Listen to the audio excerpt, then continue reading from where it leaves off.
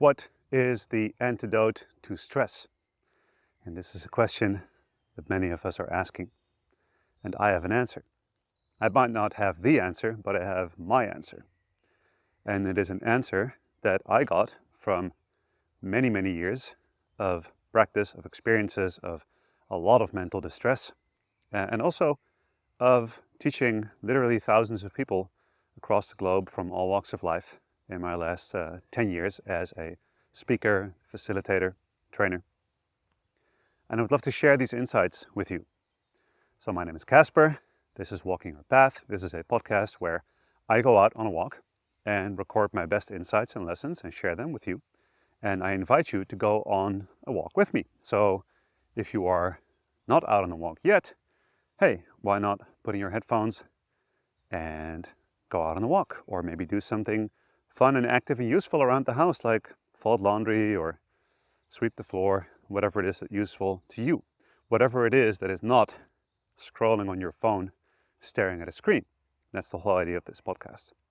And since I'm out on a walk, and I'm assuming you're out on a walk, and we're about to talk about stress and the nervous system and breath, I would love to start with a very short and simple and sweet breathing practice that I call the landing breath. And it is a little breathing technique that I've been developing that is meant to really help you land in your body and to feel the profound state shifting effects of conscious breathing.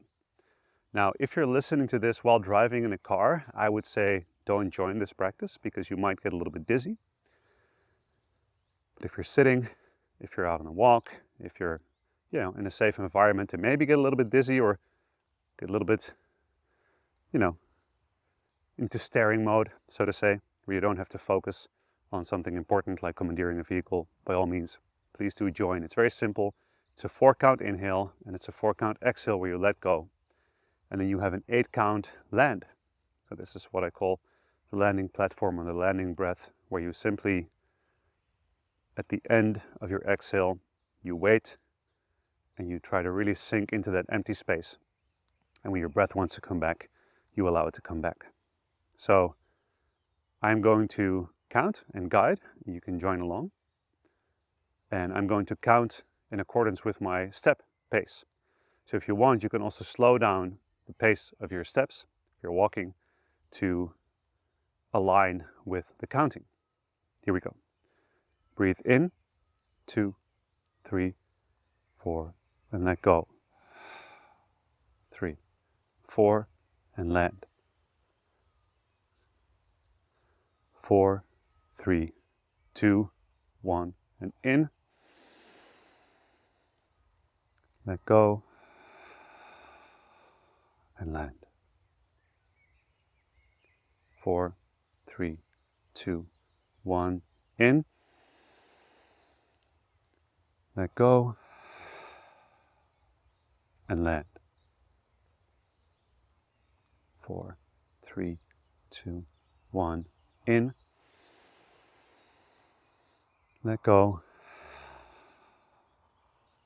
And land. 4, 3, 2, 1, and come back to your normal breathing. Let's take a moment to feel what that does for you. Now, this was maybe 5 or 6 conscious breaths, and hopefully you already feel a shift in your state. And this is, to me, a very profound truth about stress and about state regulation, because your perception of stress and your ability to deal with it really has to do with your inner state. And I have a lot to share about it, which I will more towards the end of the podcast. But as always, I like to start with a little bit of a personal story. I have a lot of experience with mental distress, as I said. I remember very early as a child, I think it was 4 or 5 when I was in therapy for the first time, when I just had a really difficult time processing the world. Difficult time in school. I was being bullied. I had a very difficult time concentrating, and life was just a big stressor to me in general. I had a very hard time aligning myself with life and what was expected of me. Not in all areas, but in many. And this led me, and I'm going to do the short version of this. It's a long life story. But this led me at some point in my teens to self-medicate with weed, with tobacco, with alcohol, with anything I could find to help control my state. So I was really stressed out by all the externals of my life.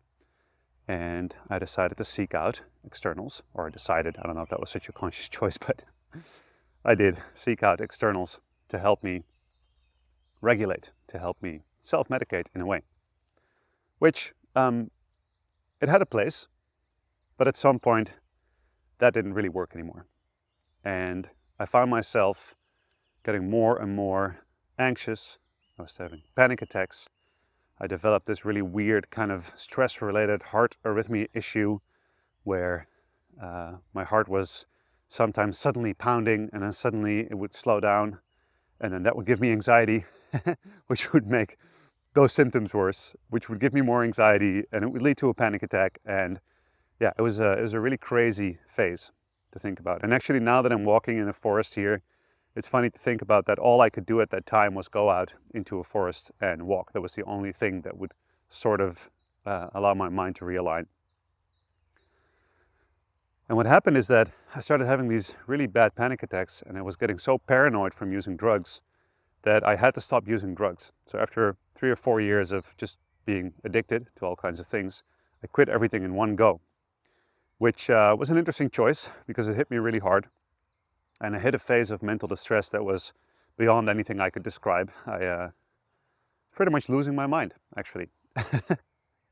And I know what it feels like to lose my mind, and it was scary, but it also brought me a lot of amazing things. But that's a little bit beyond the scope of this. But some of the amazing things that it brought me is, of course, all the lessons that I got that I get to share with you now. Now, there was this one moment that I remember very specifically where I hadn't been going to school for a while. I was cutting school, I was cutting class, and starting to get also into a lot of trouble, actually, because, you know, at least where I live in the Netherlands, you're kind of obligated to go to school, and if you don't, you can get fined. So my mom, who was a single mom with 2 teenage boys who were getting into a lot of trouble, was facing some big fines because I hadn't gone to school in quite a while, and it was all just such a big web of circumstances. It was a mess. Anyway, at some point I had to go back to school. I was doing my exams, and I stepped out of my house. And as soon as I stepped out of my house, I felt my heart started racing, and my stomach turned. It was like it turned inside out. It got this knot in my stomach. It got nauseous. I almost had to throw up. And my heart was racing. I was hyperventilating. And it was like the reality was collapsing in on me. If you've ever had a panic attack or like a dissociation, a freeze response, you know what that's like. And basically, I had a moment of clarity in that moment of extreme distress, because I realized that when I was still in my house, I was feeling fine. And then when I stepped out of my house and I attempted to start walking towards my bike to go to school, every step I took away from my house, I got more and more of this really intense panic attack, and everything just went crazy inside me. And then I decided, oh, I can't do this. So I stepped back, and I felt better, a little bit. And I stepped back into the house, and I felt much better.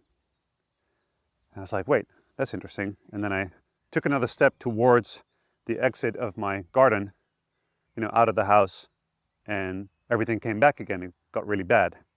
Took a step back into the house, and I felt better. And I suddenly had this moment of clarity, and I looked around, and I was like, wait, I'm standing in this beautiful sunny spring day in my own garden. It's a safe place. The sun is shining on me. Things are actually, in this moment right here, are fine. So what I did is I dropped into the moment. I connected to what is here now. And I looked around, and I was like, things are pretty awesome, actually. This is my garden. The flowers are blossoming. I'm in a safe place. It's all fine. But just directing my mind, my intention towards having to go to school, which is, you know, the place that was very scary and dysregulating to me, would completely upset my entire body. And this was a physical response, a physiological response. adrenaline coursing through my face, my heart pounding, my stomach upset, wanting to throw up, all of these things. But it was just this tiny little shift in where I put my attention. And when I turn back my attention towards not going to the scary place, I feel much better. Now, this was a profound insight that I'm still learning from. I based my first book on it, Mind Lift, and actually all of the work that I've done is based still on the same idea. And I'm still practicing to learn how to do that. I'm still practicing to be here in this moment right now and to acknowledge that where I place my attention determines a lot of my state and my perception of stress. So this is where I learned that we believe that externals determine our stress levels. We believe that's making me stressed, this is making me stressed, this person is making me stressed. But actually, it is our reaction to these externals, to the stressor, that is causing us to experience stress. And very often, that external becomes internalized, where we carry that within ourselves. So it was my thought about going to school that would give me this panic attack. So it wasn't even actually the external, it was my perception of the external. So I would love to tell you that that's a moment where I became enlightened and I was perfect from then on. But of course, integrating an insight like that is challenging in this world. But it did definitely set me on a path. And after that, I started to work with, for example, hypnosis therapy. That's when I first learned about Buddhism. I think I was 15 or 16.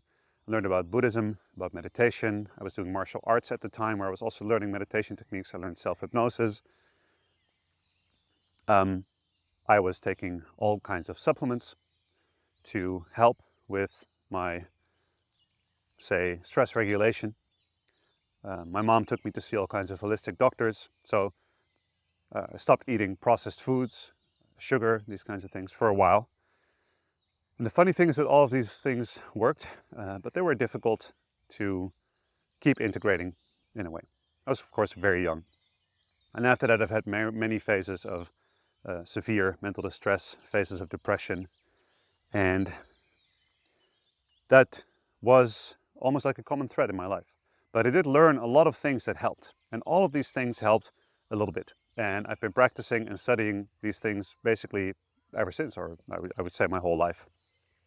And, after this, I've had phases, for example, where I would smoke and drink a lot, eat too much. At some point, I was 35 kilos heavier than I am now. I've had phases where I could barely function because of my depressive thoughts. I have had phases where I was a very high-functioning depressive person, where I didn't really realize how depressed I was because I couldn't acknowledge it and how much stress I was experiencing. And this mental distress was a very interesting driving force towards understanding myself. Now, to skip ahead in the story, I became a science teacher. And actually, part of me becoming a science teacher was inspired by my own mental distress, because I could see in this moment and in these phases of distress that it was my body, it was my biology that was completely overwhelmed, and it was running amok. It was basically making me feel like I was going crazy, and it was creating all of this stress inside my system. And that was a physiological response. And I was always really interested in biology and nature. I was always interested in trees, and I was hoping to become an ecologist and save the world and save the trees and all this stuff. But after I had these very intense experiences of distress and feeling that in my body, I also realized, well, this is biology. So there also has to be something to be found in biology, in my physiology, a way in that can help me regulate this. So I had a very difficult time studying. So I ended up, if I wanted to go to university, I had to do a year of kind of like a biology teacher training. It's a long story, a bit complicated, but that's kind of how it works in the Netherlands. And I did that just to get into university and to be able to really study the stuff I wanted to study. And then I got in front of a group of kids, and something changed inside me. I was like, what? This is my purpose, this is my path, this is incredible. I was speaking, I was confident, I was fluent in what I was speaking about. I got into this flow, and I felt like I transcended above myself. and became more than myself, and I became about more than myself, because I could see that these kids were inspired by my stories. I was, quite popular as a teacher. I really enjoyed teaching, and I realized, like, wow, life is pretty tough. I had a shitty time in school. I've had shitty times in life. And here, every hour of my work, I have 30 kids or 25 kids walk into a room, and I get to be the leader in this room, and I get to do something that either puts a smile on their face and makes them feel a little bit better, or takes a smile away from their face, makes them feel a little bit worse. And I started to really focus on what can I do, how can I show up in a way that allows them to feel a little bit better. And this was a big shift in my perspective, where instead of focusing on my personal struggles and my worries, I started to realize that life is about something much bigger than myself. And I started to almost devote my studies of self-improvement also to these kids. And yeah, over time I learned a lot of really cool practices and techniques. I started diving into all kinds of scientific studies, and I was applying them in my own life. I was losing weight, I was gaining mental clarity, I had an easier time focusing, learning, studying, and also teaching and helping these wonderful young beings to feel a little bit better. And I did all kinds of cool little experiments, like I realized from a physiological perspective how stress works. This has to do with stress hormones, and basically gives an alarm signal in your body where you feel unsafe. So if they're about to do a physics test and they're in anxiety and their brain can't think in a creative way because their whole hormonal biological cocktail is making them stressed and fearful, how are they going to make a physics test? Physics is hard enough as it is. And I thought, why don't I figure out how this stress thing works, this stress hormonal thing works, this cortisol thing, and figure out what kind of the antidote to that would be. And then I read some articles about oxytocin, for example, and it's like, oh, so if you have oxytocin, which is almost like this love chemical, then your body will shut off cortisol.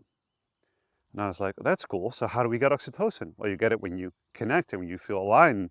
And then I read this other thing that said, like, hey, if you're a human and you connect with other mammals, like, have you ever thought about why other mammal babies are cute? Right? We connect with them. They have like these big eyes and they're fluffy. And when you see a puppy or a cat, you're like, oh, those little kitten, even the little duckling, so cute. You're like, oh. And yeah, I read this article that said, like, if you watch cute puppy videos, it'll give you a little hit of oxytocin and you want to connect. So I was like, okay, let's try that. So I would play a video of like a compilation of cute kittens and puppies doing cute things, on YouTube. And that was the first assignment of the test. I'd be like, okay, assignment 1, stare at these cute ass puppies until your body goes, oh, that's cute. And I would see the stress melt out of their face. I would see the tension melt out of their muscles, in their neck. They would come in all tense. Then I'm like, okay, now we're in the right state. Let us make this test. I started applying breathing techniques, especially with kids who were having test anxiety and they were freaking out before the test.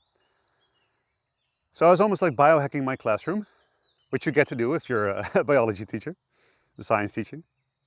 And in the same way, I was biohacking my own body, my own way of being. And this is, of course, biohacking has come to mean many different things in the last 11 or 12 years since I've been interested in it and kind of been around in the scene. So let's not get into that. But anyway, I was finding ways to change my state and was finding ways to change their state. At some point, I decided to go and write a book about my learnings. And this is, by now, it's an old book. It's almost 10 years old. I still get nice responses to it, but this podcast is not necessarily about the book. It's just about this path. And I was doing some research and I was like, this breathing stuff is interesting. I should find a little bit more about it. And then I went to a breathing session for the first time and I was like, whoa, hold up. This is crazy. Because I was getting into states in my body and awarenesses in my body that felt familiar. And it felt familiar because these were the things that I was looking for when I was taking drugs.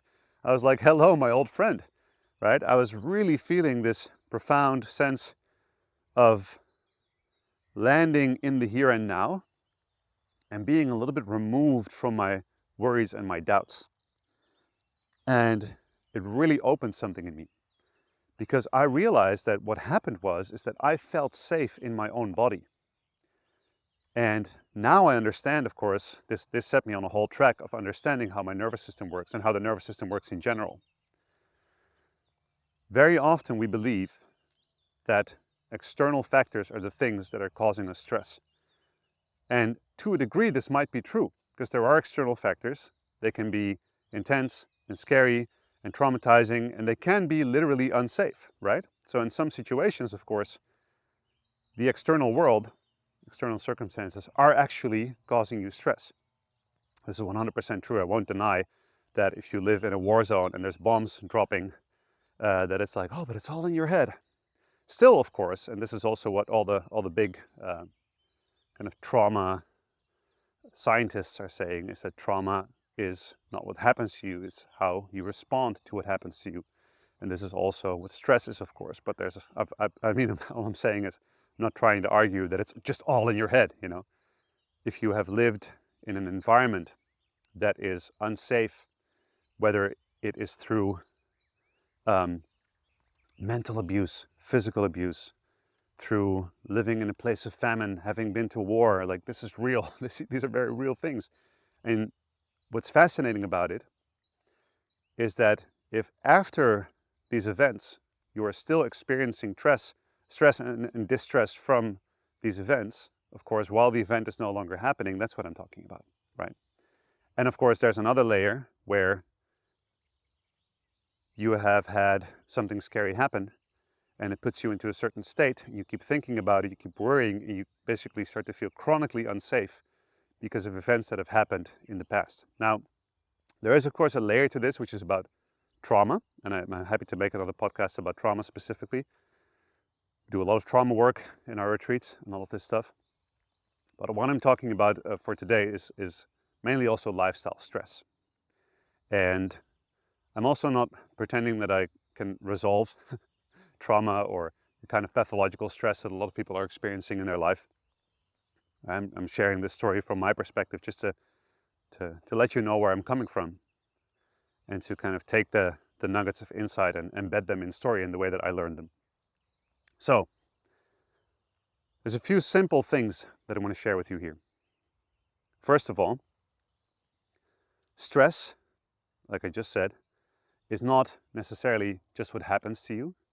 It is how you respond to what happens to you. So something that gives you stress from the outside, we would call that a stressor.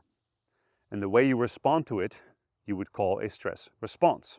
But the stress response you can kind of divide into two places, because you have a stress response towards the outside world, having certain behaviors, having certain thoughts, getting angry, getting upset with someone, eating certain foods to numb your stress and worries, or using external things to feel a little bit better, drugs or alcohol or junk food or all these things. Like, this is, of course, behavior towards the outside world. But the stress response also happens inside your body. You have a response to the stressor inside your body. And this stress response has been studied in many different ways, and it's being described in many different ways. And there are many different ways to talk about it, but I like to talk about it from a nervous system perspective. And I'll keep it very simple. Basically, you have these two chains in your nervous system. One is called the sympathetic nervous system, one is called the parasympathetic nervous system. The sympathetic nervous system plays the lead role in your stress response. So it increases your heart rate, makes sure you produce stress hormones, it makes you alert, gives you a lot of energy to focus towards a goal. And there's a whole cocktail of things that happen, which I won't go into too much of right now. And whenever there is something that is a signal, a stressor that is a signal that makes you feel unsafe in any kind of way, makes you feel like, oh, I need to go and do something, I need to go and resolve something, I need to ruminate, I need to think about this until I resolve it, gives you this anxiety, right? This contracted energy. It's a sign that you are in an activated sympathetic nervous system. You have this other chain, which is called the parasympathetic nervous system, and it basically creates a relaxation response.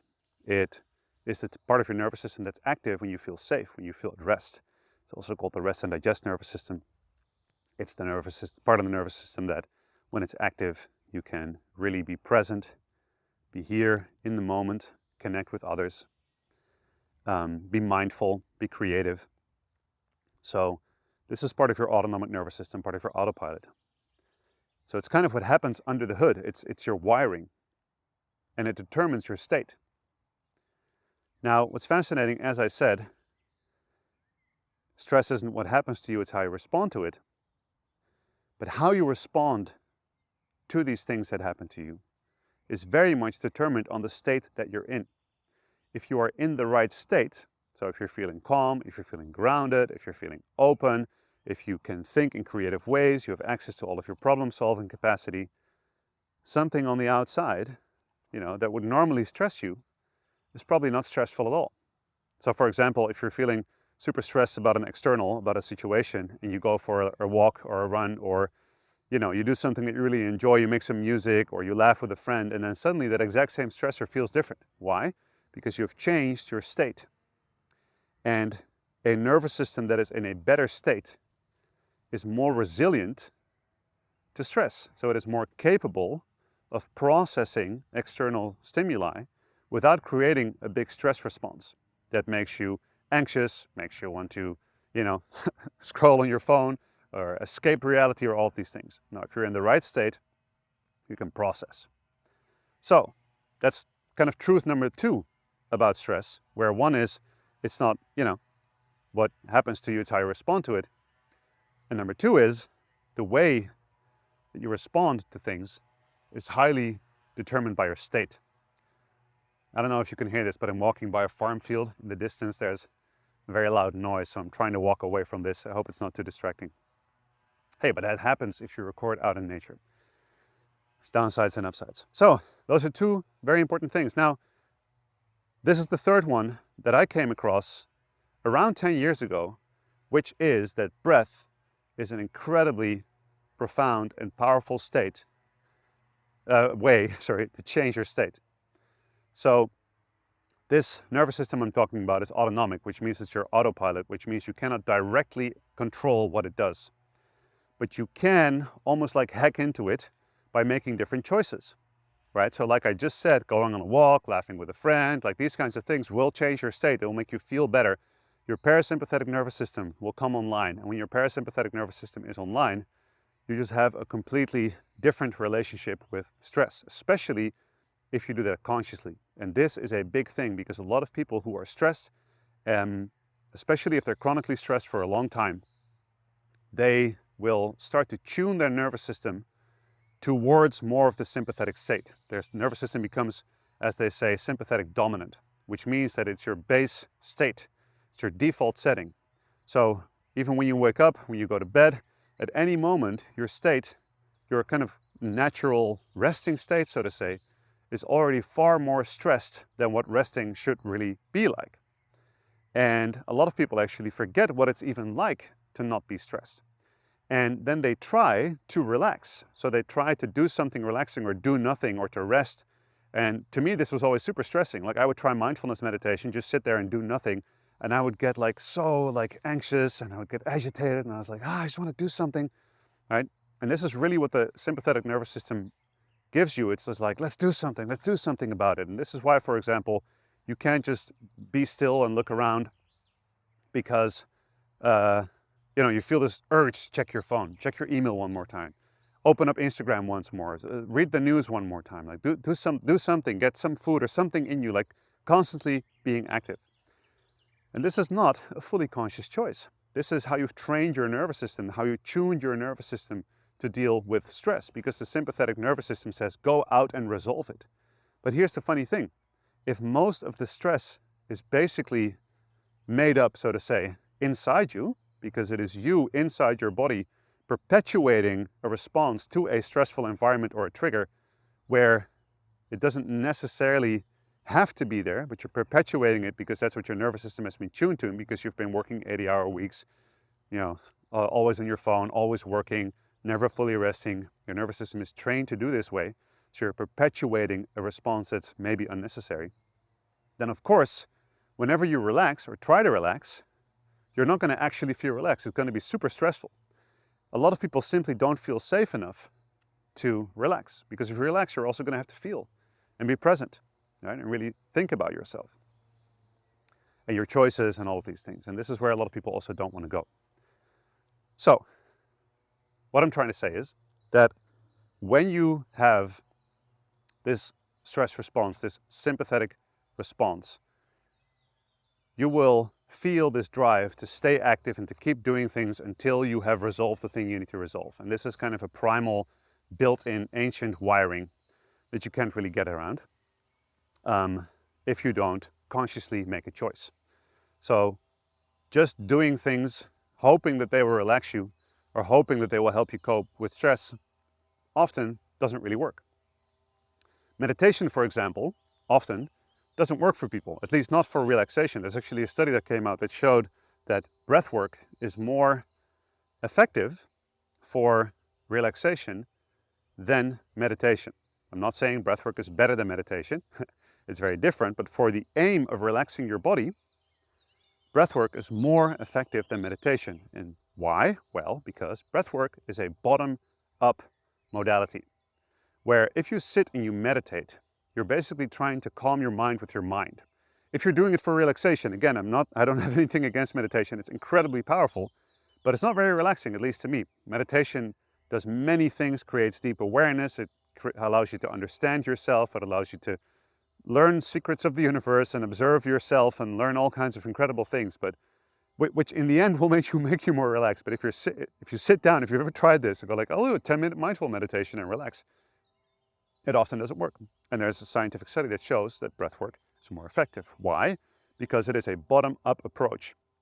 When you consciously work with the breath, you slow it down, you lengthen exhales, right? You focus on your breath even. You breathe more deeply than you normally do for a short amount of time. What will happen is that the nerves of your parasympathetic nervous system, they are wired to respond to slow breathing and to relaxing breathing. And to respond to that with activating that part of the nervous system that lowers the heart rate, that relaxes the senses, that gets tension out of the muscles, that makes you feel more present and makes you feel more safe. So you literally have a system, a built-in primal hardwired system that responds to breath, to conscious breathing. So that means instead of thinking your way out of stress, which is, if you do it for a long time, it becomes ruminating and worrying and it makes stress much worse. Or trying to act your way out of stress, right? By trying to get all your to-dos done and trying to get, always being on your phone, always checking in, never like sleeping with one eye open, always being like, one more thing, what else do we need to fix? Oh, I didn't fix this. Like those kinds of ways of working, they don't really work because you're not shifting your state. You're trying to control externals that can't be controlled because in most cases you've made them up, right? Or you're perpetuating a response to something that happens, which means you're essentially making up that the fear or the danger is still happening. So, why does breath work so well? Well, because it puts your body physiologically into a state of feeling safety. It puts your body into a better state. When the parasympathetic nervous system is active, the body has a stronger felt sense of safety. You have a calmer signal, so to say. There's less signals of danger coming up from the body towards the brain. So there's less of a tendency to want to seek out all of these things and numbing and, oh, I have to do this and I have to do that. And you can just be present because you know I'm here, I'm connected with my body, and I can feel here now that I'm actually fine. And then from that, when you look around, the world looks completely different. And this is what breath does to us. Now, there's a lot to it, and I can talk about this for days because I do talk about this for days for my work a lot. This is what I do to teach people this, but I really wanted to come on here and share this with you, especially because what I've been doing in the last few months, which I'm extremely excited about, is I've developed a new online program that basically teaches this.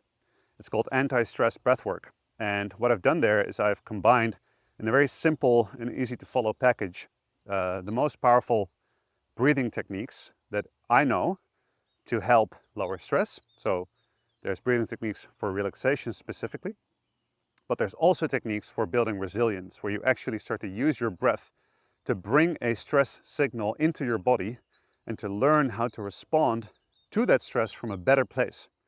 And I think that that is a very important thing that people aren't getting, is that everybody goes like, oh, we need to have less stress.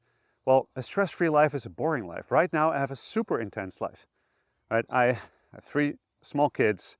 I have a fast-growing business. I have a community to serve. We just moved house. There's so much going on in my life right now. I have sleep deprivation. I had chronic pain for months last year, and it's like life is really intense. There's so much going on. But my levels of stress are so much lower than when I was a teenager and I had no responsibilities and barely anything to do, and I was just having panic attacks all the time, right?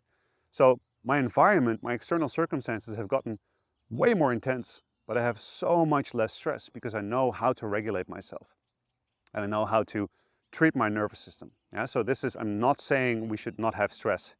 I'm definitely saying we should seek out the kind of stressors that are meaningful to us, that we want to have in our life, that make life exciting and fun. And a lot of people cannot do these things. They cannot live at their highest potential. They cannot go out into the world and create the things they want to create or have the things in their life they want to have, because stress is this constricting, contracting factor in their life.